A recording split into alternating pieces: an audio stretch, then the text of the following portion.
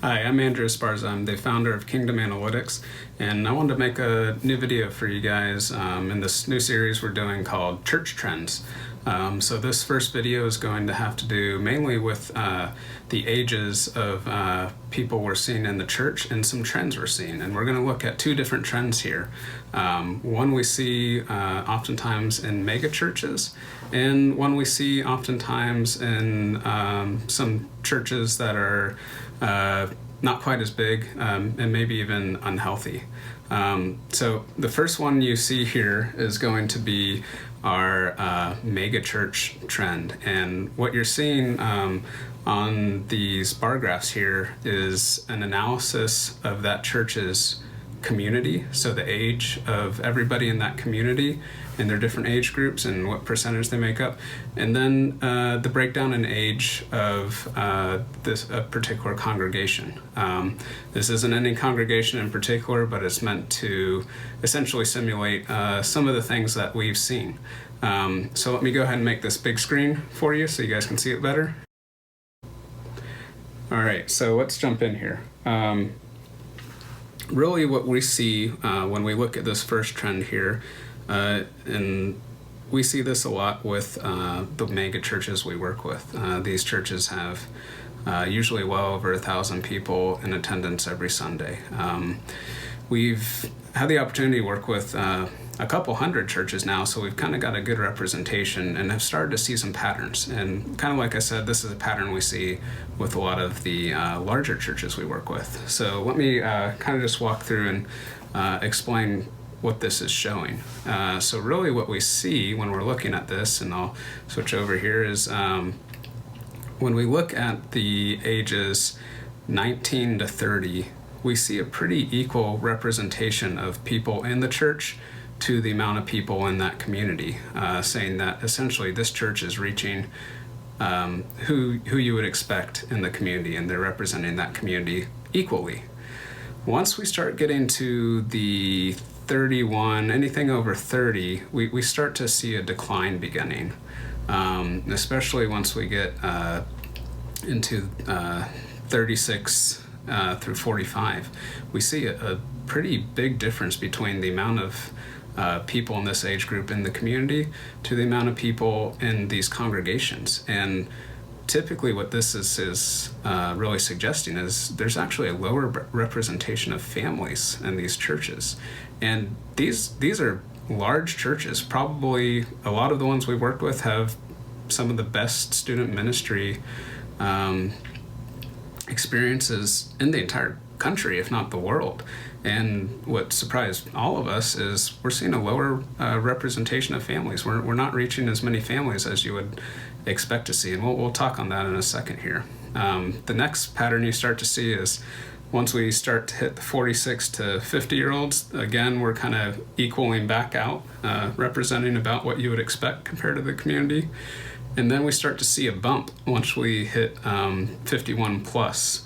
51 to 75, kind of those getting into retirement age groups, you're starting to see a higher representation in the church than in the community.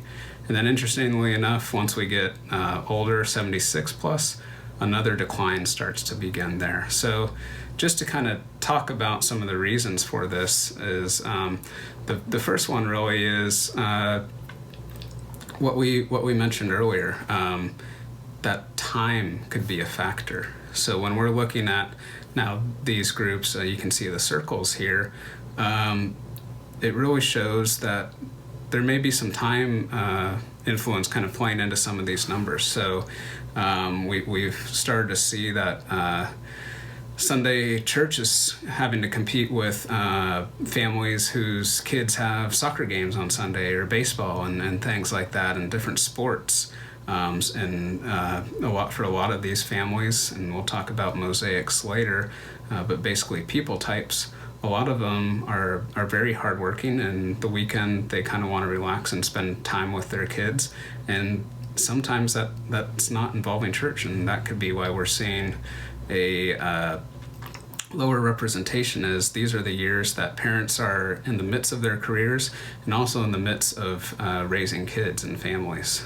We start to see the bump coming towards those retirement years, and maybe the kids are grown up or out of the house, and maybe the career is coming to an end or already in retirement, and there's a little more possible time available there. So that's one thing there.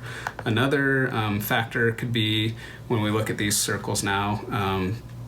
Again, this is something we see a lot in mega churches, this trend, and really the first, or the circle you see here where we're showing the baby boomer generation, they're the ones we see actually overrepresented in this church, or in these churches. And a lot of times a lot of mega churches were designed essentially to reach the baby boomer generation. A lot of people think some of the louder music and things like that was designed to reach younger generations. Actually, it's more the baby boomers who prefer some of the louder contemporary worship.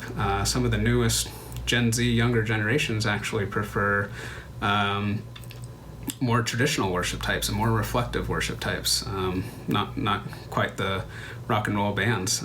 So what this chart is showing is essentially, because these mega churches have reached these baby boomer generations, their kids that we see on the other circle are also in those churches as well, and that's why we kind of see that equal representation there. So this could be a factor of, hey, we reached this one generation well in these types of churches, and because of that their kids are also coming, but we're missing two generations on either side of them, the ones in between and then the ones after or before the baby boomers, the 76 plus.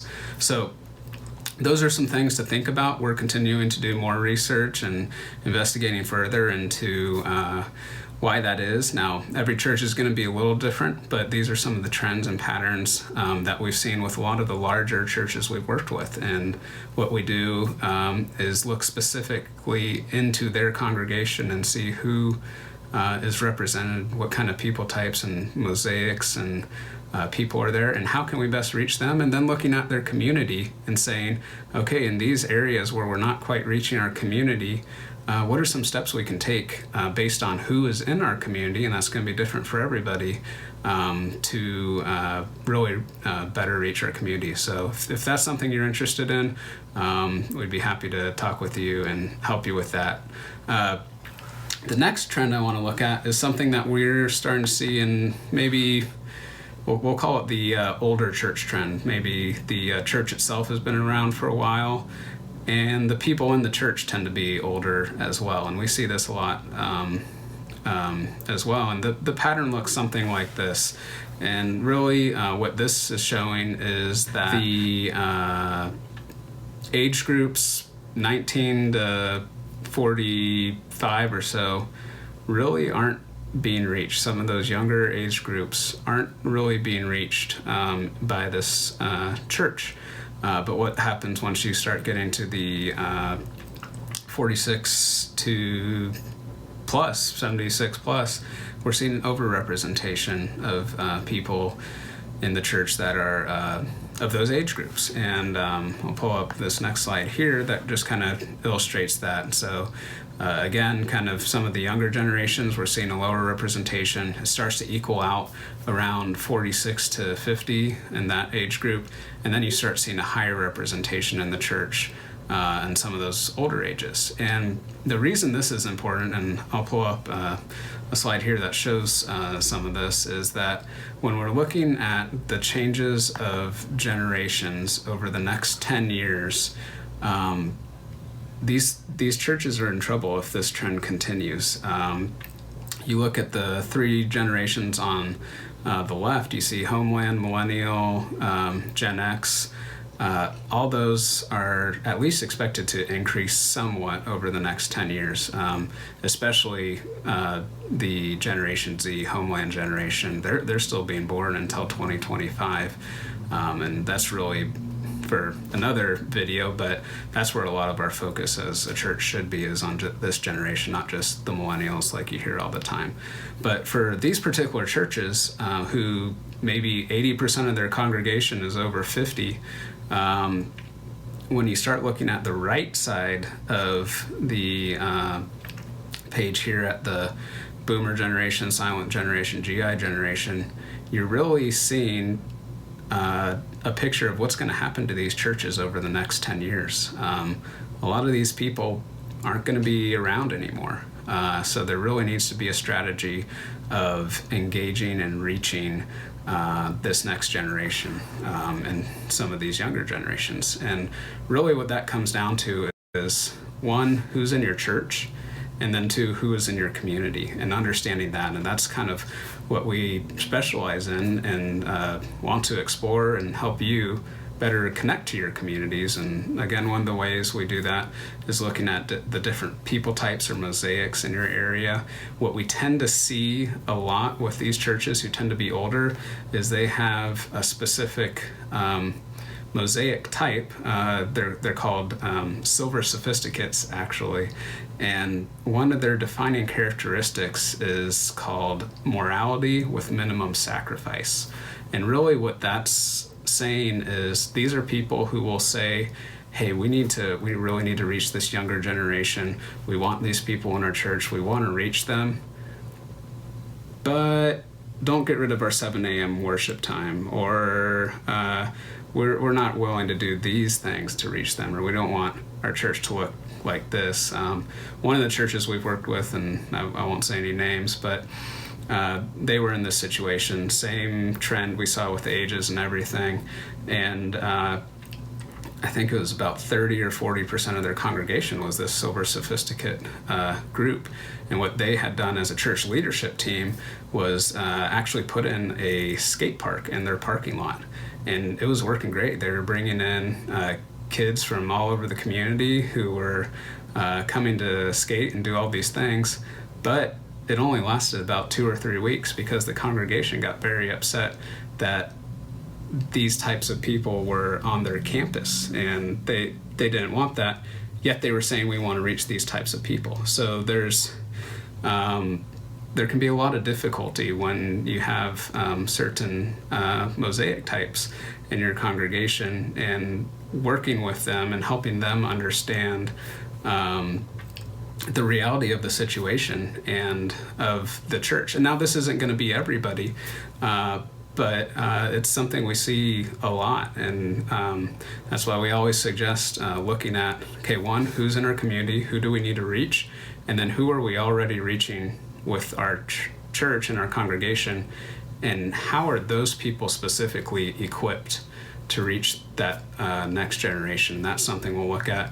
And we'll also look at, hey, here are some issues that may come up, and strategize how to do that. So this has been the first video in our series of church trends, and we'll look at lots of different things in the future as far as giving and other trends we're seeing. But wanted to start off with this one. I hope this was helpful for you guys, and hope you enjoyed it. If you have any questions, feel free to reach out to us, and we're always happy to jump on a call and talk with you, and looking forward to doing that. So we'll see you. Thanks.